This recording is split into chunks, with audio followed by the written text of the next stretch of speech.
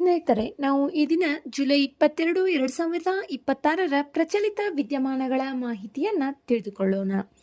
ಈ ವಿಡಿಯೋದಲ್ಲಿ ಇಲ್ಲಿ ಪಟ್ಟಿ ಮಾಡಲಾಗಿರುವ ಎಲ್ಲ ವಿಷಯಗಳ ಮಾಹಿತಿಯನ್ನು ತಿಳಿಯೋಣ.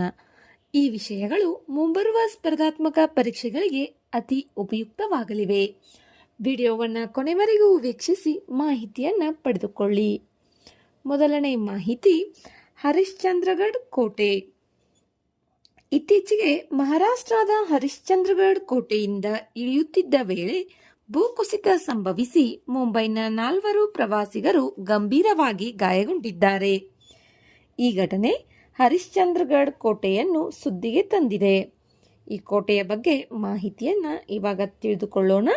ಈ ಕೋಟೆ ಮಹಾರಾಷ್ಟ್ರದ ಅಹಲ್ಯಾನಗರ್ ಜಿಲ್ಲೆಯಲ್ಲಿದ್ದು ಪಶ್ಚಿಮ ಘಟ್ಟಗಳಲ್ಲಿ ಸಮುದ್ರ ಮಟ್ಟದಿಂದ ಸುಮಾರು 1422 ಮೀಟರ್ ಎತ್ತರದಲ್ಲಿದೆ.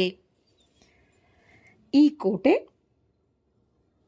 ಇದರ ಇತಿಹಾಸ 6ನೇ ಶತಮಾನದ ಕಲಚೂರಿ ರಾಜವಂಶದ ಕಾಲಕ್ಕೆ ಸೇರಿದ್ದು, ನಂತರ ಮೊಘಲರ ಆಳ್ವಿಕೆಗೆ ಒಳಗಾಗಿ 1747ರಲ್ಲಿ ಮರಾಠರು ವಶಪಡಿಸಿಕೊಂಡರು. ಇಲ್ಲಿನ ಹರಿಶ್ಚಂದ್ರೇಶ್ವರ ದೇವಾಲಯ ಹೇಮದ್ಪತಿ ವಾಸ್ತುಶಿಲ್ಪ ಶೈಲಿಯ ಅದ್ಭುತ ಮಾದರಿಯಾಗಿದ್ದು ಶಿವನಿಗೆ ಸಮರ್ಪಿತವಾಗಿದೆ. ಇದರ ಮತ್ತೊಂದು ವಿಶೇಷ ಆಕರ್ಷಣೆ ಎಂದರೆ ಕೊಂಕಣ ಕಡ. ಇಲ್ಲಿ ಕೆಲವೊಮ್ಮೆ ಕಾಣಿಸಿಕೊಳ್ಳುವ ಬ್ರಾಕನ್ ಸ್ಪೆಕ್ಟರ್ ಎಂಬ ಅಪರೂಪದ ಪ್ರಕೃತಿ ವಿದ್ಯಮಾನದಲ್ಲಿ ವ್ಯಕ್ತಿಯ ನೆರಳು ಮಳೆಬಿಲ್ಲಿನ ಪ್ರಭಾವಲಯದೊಂದಿಗೆ ಮೋಡಗಳ ಮೇಲೆ ಕಾಣಿಸುತ್ತದೆ. ಬ್ರಾಕನ್ ಸ್ಪೆಕ್ಟರ್. ನೆಕ್ಸ್ಟ್, ಡಿಸ್ಪೋರಮ್ ಯೋಬಿನೋರಮ್. ಅರುಣಾಚಲ್ ಪ್ರದೇಶದ ಚಾಂಗ್ಲಾಂಗ್ ಜಿಲ್ಲೆಯ ವಿಜಯನಗರ ಅರಣ್ಯದಲ್ಲಿ ವಿಜ್ಞಾನಿಗಳು ಡಿಸ್ಪೋರಮ್ ಯೋಬಿನೋರಮ್ ಎಂಬ ಹೊಸ ಹೂ ಬಿಡುವ ಸಸ್ಯವನ್ನು ಪತ್ತೆ ಹಚ್ಚಿದ್ದಾರೆ. ಈ ಪ್ರದೇಶವು ಮಯನ್ಮಾರ್ ಗಡಿಯ ಸಮೀಪವಿದ್ದು ಭಾರತದ ಅತ್ಯಂತ ಕಡಿಮೆ ಮಾನವ ಹಸ್ತಕ್ಷೇಪ ಹೊಂದಿರುವ ಅರಣ್ಯ ಪ್ರದೇಶಗಳಲ್ಲಿ ಒಂದಾಗಿದೆ. ಈ ಸಸ್ಯಕ್ಕೆ ಸ್ಥಳೀಯ ಯೋಬಿನ್ ಬುಡಕಟ್ಟು ಸಮುದಾಯದ ಗೌರವಾರ್ಥವಾಗಿ ಯೋಬಿನೋರಮ್ ಎಂಬ ಹೆಸರು ಇಡಲಾಗಿದೆ. ಇದು 1100ರಿಂದ 1500 ಮೀಟರ್ ಎತ್ತರದ ತೇವಾಂಶಯುಕ್ತ ನಿತ್ಯ ಹರಿದ್ವರ್ಣ ಕಾಡುಗಳಲ್ಲಿ ಬೆಳೆಯುತ್ತದೆ. ಇಲ್ಲಿಯವರೆಗೆ 40ಕ್ಕಿಂತ ಕಡಿಮೆ ಸಸ್ಯಗಳು ಮಾತ್ರ ದಾಖಲಾಗಿರುವುದರಿಂದ ಸಂಶೋಧಕರು ಇದನ್ನು ಐಯುಸಿಎನ್ ದತ್ತಾಂಶ ಕೊರತೆ ಇರುವ ಜೀವಿ ಎಂದು ಪರಿಗಣಿಸಲು ಶಿಫಾರಸು ಮಾಡಿದ್ದಾರೆ. ನೆಕ್ಸ್ಟ್, ಅಲ್ಲೋಗ್ರಾಪ. ಸಂಶೋಧಕರು ಅಲ್ಲೋಗ್ರಾಪ ಕುಲಕ್ಕೆ ಸೇರಿದ 5 ಹೊಸ ಕಲ್ಲು ಹೂವು ರೂಪಿಸುವ ಶಿಲೀಂಧ್ರಗಳನ್ನು ಪತ್ತೆ ಹಚ್ಚಿದ್ದಾರೆ. ಅಲ್ಲೋಗ್ರಾಪ ಎಂಬುದು ಲೈಕನ್ ರೂಪಿಸುವ ಶಿಲೀಂಧ್ರಗಳ ಒಂದು ಕುಲವಾಗಿದೆ. ಲೈಕೆನ್ ಎಂದರೆ ಒಂದು ಜೀವಿಯಲ್ಲ, ಶಿಲೀಂಧ್ರ ಮತ್ತು ಹಸಿರು ಪಾಚಿ ಅಥವಾ ಸೋನಿಯೋಬ್ಯಾಕ್ಟೀರಿಯಾ ಪರಸ್ಪರ ಸಹಜೀವನ ನಡೆಸುವ ವಿಶಿಷ್ಟ ಜೀವಿ.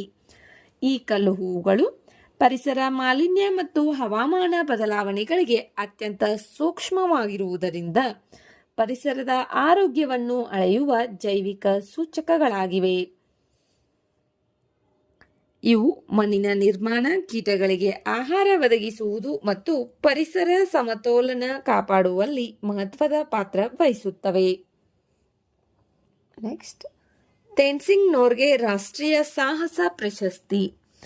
ಯುವ ವ್ಯವಹಾರಗಳು ಮತ್ತು ಕ್ರೀಡಾ ಸಚಿವಾಲಯವು ತೇನ್ಸಿಂಗ್ ನೋರ್ಗೆ ರಾಷ್ಟ್ರೀಯ ಸಾಹಸ ಪ್ರಶಸ್ತಿ 2025ಕ್ಕೆ ಆನ್ಲೈನ್ ನಾಮನಿರ್ದೇಶನಗಳನ್ನು ಆಹ್ವಾನಿಸಿದೆ. ಇದು ಸಾಹಸ ಕ್ಷೇತ್ರದಲ್ಲಿ ನೀಡಲಾಗುವ ಭಾರತದ ಅತ್ಯುನ್ನತ ರಾಷ್ಟ್ರೀಯ ಗೌರವವಾಗಿದೆ.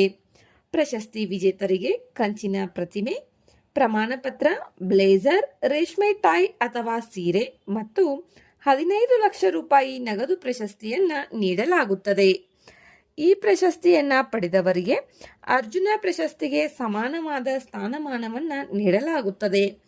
ಭೂ ಸಾಹಸ, ಜಲ ಸಾಹಸ, ವಾಯು ಸಾಹಸ ಹಾಗೂ ಜೀವಮಾನ ಸಾಧನೆ ಎಂಬ 4 ವಿಭಾಗಗಳಲ್ಲಿ ಈ ಪ್ರಶಸ್ತಿಯನ್ನು ನೀಡಲಾಗುತ್ತದೆ. ಇದರ ಪ್ರಮುಖ ಉದ್ದೇಶ ಯುವಜನರಲ್ಲಿ ಸಾಹಸ ಮನೋಭಾವ, ನಾಯಕತ್ವ, ತಂಡದ ಕೆಲಸ, ಅಪಾಯ ಎದುರಿಸುವ ಸಾಮರ್ಥ್ಯ ಮತ್ತು ಆತ್ಮವಿಶ್ವಾಸವನ್ನು ಹೆಚ್ಚಾಗಿ ಮಾಡುವುದು ಇದರ ಪ್ರಮುಖ ಉದ್ದೇಶವಾಗಿದೆ.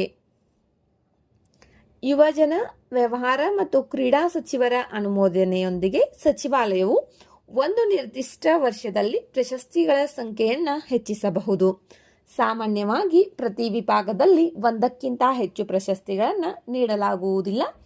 ಯಾವುದಾದರೂ ವಿಶೇಷ ಸಂದರ್ಭದಲ್ಲಿ ಆ ವರ್ಷಕ್ಕೆ ಮಾತ್ರ ಸಚಿವರ ಅನುಮೋದನೆಯೊಂದಿಗೆ ಹೆಚ್ಚಿನ ಪ್ರಶಸ್ತಿಗಳನ್ನು ನೀಡಬಹುದು. ನೆಕ್ಸ್ಟ್, ಒಕಿನೋಟೋರಿ ದ್ವೀಪ. ಇತ್ತೀಚೆಗೆ ರಷ್ಯಾದ ಯುದ್ಧ ನೌಕೆಗಳೊಂದಿಗೆ ಚೀನಾದ ನೌಕಾಪಡೆಯ ವಿಧ್ವಂಸಕ ನೌಕೆಯು ಜಪಾನ್ನ ಒಕಿನೋಟೋರಿ ದ್ವೀಪದ ಸಮೀಪ ಲೈವ್ ಫೈರ್ ಕವಾಯತ್ತು ನಡೆಸಿದ್ದು, ಇದು ಜಪಾನ್ನ ಭದ್ರತಾ ವಲಯದಲ್ಲಿ ಹೊಸ ಆತಂಕವನ್ನು ಉಂಟುಮಾಡಿದೆ. ಒಕಿನೋಟೋರಿ ಪ್ಯಾರೆಸ್ಬೈಲಾ ಎಂದು ಕರೆಯಲ್ಪಡುವ ಜಪಾನ್ಗೆ ಸೇರಿದ ಒಂದು ಪುಟ್ಟ ಜನವಸತಿ ಇಲ್ಲದ ಹವಳದ ದ್ವೀಪವಾಗಿದೆ. ಇದು ಫಿಲಿಪೈನ್ಸ್ ಸಮುದ್ರದಲ್ಲಿ ಪೆಸಿಫಿಕ್ ಮಹಾಸಾಗರದ ಭಾಗವಾಗಿದ್ದು, ಟೋಕಿಯೋದಿಂದ ಸುಮಾರು 1700 ಕಿಲೋಮೀಟರ್ ದಕ್ಷಿಣದಲ್ಲಿದೆ. ಇದು ವಾಸ್ತವವಾಗಿ ಮಧ್ಯದಲ್ಲಿ ಲಗೂನ್ ಹೊಂದಿರುವ ಹವಳದ ದಿಬ್ಬ. ಹೆಚ್ಚಿನ ಉಬ್ಬರವಿಳಿತದ ಸಮಯದಲ್ಲಿ ಸಮುದ್ರದ ಮೇಲ್ಮೈಯಲ್ಲಿ ಕೇವಲ 2 ಸಣ್ಣ ಕಲ್ಲಿನ ಭಾಗಗಳು ಮಾತ್ರ ಕಾಣಿಸುತ್ತವೆ. ಜಪಾನ್ನ ಈ ದ್ವೀಪದ ಸುತ್ತಮುತ್ತಲಿನ ಸಮುದ್ರವನ್ನು ತನ್ನ ವಿಶೇಷ ಆರ್ಥಿಕ ವಲಯ ಎಂದು ಘೋಷಿಸಿಕೊಂಡಿದೆ. ಆದರೆ ಚೀನಾ ಸೇರಿದಂತೆ ಕೆಲವು ದೇಶಗಳು ಈ ಹಕ್ಕನ್ನು ಒಪ್ಪುವುದಿಲ್ಲ. ತೈವಾನ್ ಮತ್ತು ಗುವಾಮ್ ನಡುವಿನ ಕಾರ್ಯತಂತ್ರದ ಸ್ಥಳದಲ್ಲಿರುವುದರಿಂದ ಇದು ಸಮುದ್ರ ಮಾರ್ಗಗಳು ಹಾಗೂ ಭದ್ರತಾ ದೃಷ್ಟಿಯಿಂದ ಅತ್ಯಂತ ಮಹತ್ವದ ದ್ವೀಪವಾಗಿದೆ. ನೆಕ್ಸ್ಟ್, ಬಟುಕೇಶ್ವರ್ ದತ್. ಭಾರತದ ಮಹಾನ್ ಕ್ರಾಂತಿಕಾರಿ ಬಟುಕೇಶ್ವರ್ ದತ್ ಅವರ ಪುಣ್ಯತಿಥಿಯಂದು ದೇಶವು ಅವರಿಗೆ ಗೌರವ ನಮನ ಸಲ್ಲಿಸಿದೆ. ಇವರು 1910 ನವೆಂಬರ್ 18ರಂದು ಬಂಗಾಳದ ಬುರ್ದ್ವಾನಾ ಜಿಲ್ಲೆಯಲ್ಲಿ ಜನಿಸಿದರು. ನಂತರ ಕಾನ್ಪುರದಲ್ಲಿ ಶಿಕ್ಷಣ ಪಡೆದರು. ಇವರು ಚಂದ್ರಶೇಖರ್ ಆಜಾದ್ ಮತ್ತು ಭಗತ್ ಸಿಂಗ್ ಅವರ ಆಪ್ತ ಸಹಚರರಾಗಿದ್ದರು. 1929 ಏಪ್ರಿಲ್ 8ರಂದು ದಮನಕಾರಿ ಸಾರ್ವಜನಿಕ ಸುರಕ್ಷತಾ ಮಸೂದೆ ಮತ್ತು ವ್ಯಾಪಾರ ವಿವಾದ ಮಸೂದೆಯನ್ನು ವಿರೋಧಿಸಿ ಭಗತ್ ಸಿಂಗ್ ಅವರೊಂದಿಗೆ ನವದೆಹಲಿಯ ಕೇಂದ್ರ ಶಾಸಕಾಂಗ ಸಭೆಯಲ್ಲಿ ಬಾಂಬ್ ಎಸೆದರು. ಇವರ ಉದ್ದೇಶ ಯಾರನ್ನು ಕೊಲ್ಲುವುದಲ್ಲ, ಬ್ರಿಟಿಷರ ಕಿವಿಗೆ ಭಾರತೀಯರ ಧ್ವನಿಯನ್ನು ತಲುಪಿಸುವುದಾಗಿತ್ತು. ಅದೇ ವೇಳೆ ಇವರು ಇಂಕಿಲಾಬ್ ಜಿಂದಾಬಾದ್ ಎಂಬ ಘೋಷಣೆಯನ್ನು ಕೂಗಿದರು. ಕಿರುಡರಿಗೆ ಕೇಳಿಸಬೇಕಾದರೆ ಶಬ್ದ ಜೋರಾಗಿರಬೇಕು ಎಂಬ ಸಂದೇಶದ ಕರಪತ್ರಗಳನ್ನು ಹಂಚಿದರು. ನಂತರ ಭಗತ್ ಸಿಂಗ್ ಮತ್ತು ಬಟುಕೇಶ್ವರ್ ದತ್ ಇಬ್ಬರು ಸ್ವಯಂ ಬಂಧನಕ್ಕೊಳಗಾಗಿ ಸ್ವಾತಂತ್ರ್ಯ ಹೋರಾಟಕ್ಕೆ ಹೊಸ ಚೈತನ್ಯವನ್ನು ನೀಡಿದರು. ಇವರು ಜುಲೈ 20ರಂದು ನಿಧನವನ್ನು ಹೊಂದಿದ್ದಾರೆ. ಅವರಿಗೆ ಜುಲೈ 20ರಂದು ಗೌರವ ನಮನ ಸಲ್ಲಿಸಿದ ಕಾರಣ ಅವರು ಸುದ್ದಿಯಲ್ಲಿದ್ದಾರೆ. Next, mission golden spice. ಈಶಾನ್ಯ ಪ್ರದೇಶದ ಅಭಿವೃದ್ಧಿಗಾಗಿ ಕೇಂದ್ರ ಸರ್ಕಾರ ಮಿಷನ್ ಗೋಲ್ಡನ್ ಸ್ಪೈಸ್ ಅನ್ನು ಆರಂಭಿಸಿದೆ. ಈ ಯೋಜನೆಯ ಉದ್ದೇಶ ಮೇಘಾಲಯದ ಪ್ರಸಿದ್ಧ ಲಕಡಾಂಗ್ ಅರಿಶಿನ ಉತ್ಪಾದನೆ, ಸಂಸ್ಕರಣೆ ಮತ್ತು ಮಾರುಕಟ್ಟೆ ವ್ಯವಸ್ಥೆಯನ್ನು ಬಲಪಡಿಸುವುದು. 2025ರಿಂದ 30ರವರೆಗೆ 5 ವರ್ಷಗಳ ಅವಧಿಯಲ್ಲಿ 2 ಹಂತಗಳಲ್ಲಿ ಯೋಜನೆ ಜಾರಿಯಾಗಲಿದೆ. ಈ ಮಿಷನ್ ಅನ್ನು ಈಶಾನ್ಯ ಮಂಡಳಿ ಹಾಗೂ MDONER ಜಂಟಿಯಾಗಿ ಜಾರಿಗೊಳಿಸಲಿವೆ. ಲಕಡಾಂಗ್ ಅರಿಶಿನವನ್ನು ಮೇಘಾಲಯದ ಜೈಂತಿಯಾ ಬೆಟ್ಟಗಳ ಲಕಡಾಂಗ್ ಪ್ರದೇಶದಲ್ಲಿ ಬೆಳೆಯಲಾಗುತ್ತದೆ. ಇದರ ವಿಶೇಷತೆ 7ರಿಂದ 12% ಕರ್ಕ್ಯುಮಿನ್ ಅಂಶವನ್ನು ಹೊಂದಿದ್ದು, ಸಾಮಾನ್ಯ ಅರಿಶಿನಕ್ಕಿಂತ ಈ ಅಂಶವನ್ನು ಹೆಚ್ಚಾಗಿ ಇದು ಹೊಂದಿದೆ. ಇದನ್ನು ಸಾವಯವವಾಗಿ ಬೆಳೆಯಲಾಗುತ್ತದೆ. ಹಾಗಾದರೆ ಲಕಡಾಂಗ್ ಅರಿಶಿನಕ್ಕೆ GI ಟ್ಯಾಗ್ ದೊರೆತಿದೆಯೇ? ಹೌದು, 2024ರಲ್ಲಿ ಲಕಡಾಂಗ್ ಅರಿಶಿನಕ್ಕೆ GI ಟ್ಯಾಗ್ ದೊರೆತಿದೆ. ಉರಿಯೂತ ನಿವಾರಕ, ಉತ್ಕರ್ಷಣ ನಿರೋಧಕ ಹಾಗೂ ನರ ರಕ್ಷಣಾತ್ಮಕ ಗುಣಗಳಿಂದಾಗಿ ವಿಶ್ವ ಮಾರುಕಟ್ಟೆಯಲ್ಲಿ ಈ ಅರಿಶಿನಕ್ಕೆ ಹೆಚ್ಚಿನ ಬೇಡಿಕೆ ಇದೆ. ನೆಕ್ಸ್ಟ್, ವಿದ್ಯುತ್ ಚಾಲಿತ ಲಂಬ ಟೇಕ್ ಆಫ್ ಮತ್ತು ಲ್ಯಾಂಡಿಂಗ್ ವಿಮಾನಗಳು. ಭಾರತದ ನಗರ ಸಾರಿಗೆಯಲ್ಲಿ ಹೊಸ ಕ್ರಾಂತಿ ತರಲು IIT ಮದ್ರಾಸನ್ನು ಇನ್ಕ್ಯುಬೇಟ್ ಮಾಡಿದ ಸ್ಟಾರ್ಟ್ಅಪ್ ಭಾರತದ ಮೊದಲ eVTOL ವಿಮಾನದ ಮೂಲ ಮಾದರಿಯನ್ನು ಅನಾವರಣಗೊಳಿಸಿದೆ. eVTOL electric vertical take off and landing. ಈ ವಿಮಾನವು ಹೆಲಿಕಾಪ್ಟರ್ನಂತೆ ನೇರವಾಗಿ ಮೇಲಕ್ಕೆ ಹಾರುತ್ತದೆ ಮತ್ತು ನಂತರ ಸಾಮಾನ್ಯ ವಿಮಾನದಂತೆ ಮುಂದಕ್ಕೆ ಚಲಿಸುತ್ತದೆ. ಇದಕ್ಕೆ ದೊಡ್ಡ ರನ್ವೇ ಅಗತ್ಯವಿಲ್ಲ, ಆದ್ದರಿಂದ ನಗರ ಪ್ರದೇಶಗಳಲ್ಲಿಯೂ ಸುಲಭವಾಗಿ ಕಾರ್ಯನಿರ್ವಹಿಸಬಹುದು. ಇದು ಬ್ಯಾಟರಿ ಚಾಲಿತ ಬಹು ವಿದ್ಯುತ್ ಮೋಟಾರ್ಗಳು ಮತ್ತು ಪ್ರೊಪೆಲ್ಲರ್ಗಳನ್ನು ಬಳಸುವುದರಿಂದ ಹೆಚ್ಚು ಸುರಕ್ಷಿತ ಹಾಗೂ ಇಂಧನ ಉಳಿತಾಯಕಾರಿಯಾಗಿದೆ. ಈ ತಂತ್ರಜ್ಞಾನವನ್ನು ಏರ್ ಟ್ಯಾಕ್ಸಿ, ತುರ್ತು ವೈದ್ಯಕೀಯ ಸೇವೆ, ಸರಕು ಸಾಗಣೆ ಹಾಗೂ ವೇಗದ ನಗರ ಸಾರಿಗೆಗಾಗಿ ಬಳಸುವ ಉದ್ದೇಶವನ್ನು ಹೊಂದಿದೆ. ಭವಿಷ್ಯದಲ್ಲಿ ಭಾರತದ ನಗರಗಳಲ್ಲಿ ಟ್ರಾಫಿಕ್ ಜಾಮ್ಗೆ ಪರ್ಯಾಯವಾಗಿ ಇಂತಹ ಎಲೆಕ್ಟ್ರಿಕ್ ಏರ್ ಟ್ಯಾಕ್ಸಿಗಳು ಸಂಚರಿಸುವ ದಿನಗಳು ದೂರವಿಲ್ಲ.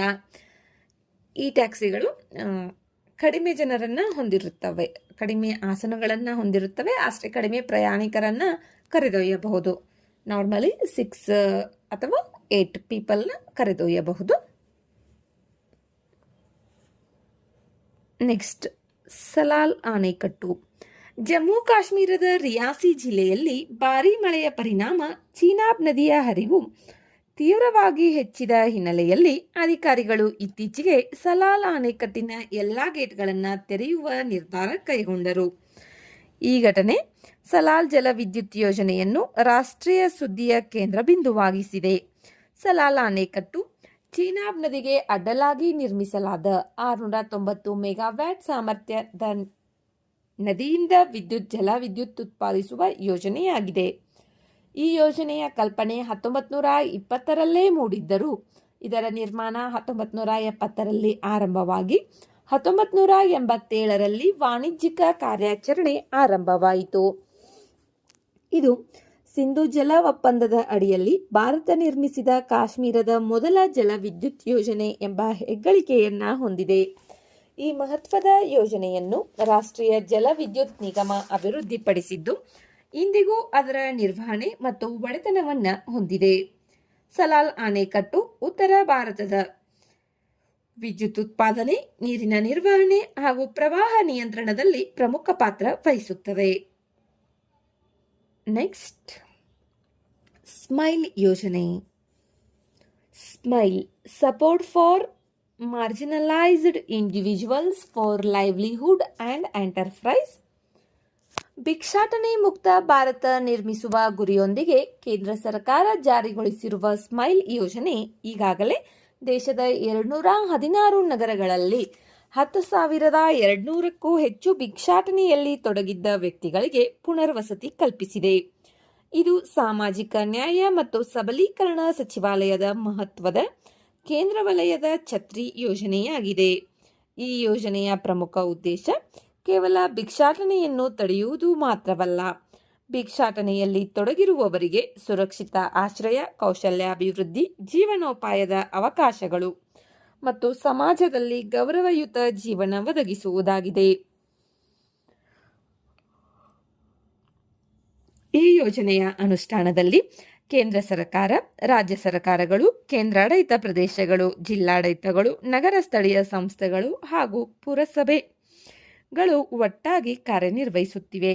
2030ರಿಂದ 31ರ ವೇಳೆಗೆ 295 ನಗರಗಳಿಗೆ ಈ ಯೋಜನೆಯನ್ನು ವಿಸ್ತರಿಸುವ ಗುರಿ ಹೊಂದಿದ್ದು, ವಿಶೇಷವಾಗಿ ಧಾರ್ಮಿಕ, ಪ್ರವಾಸಿ ಹಾಗೂ ಐತಿಹಾಸಿಕ ನಗರಗಳಿಗೆ ಹೆಚ್ಚಿನ ಆದ್ಯತೆ ನೀಡಲಾಗುತ್ತಿದೆ.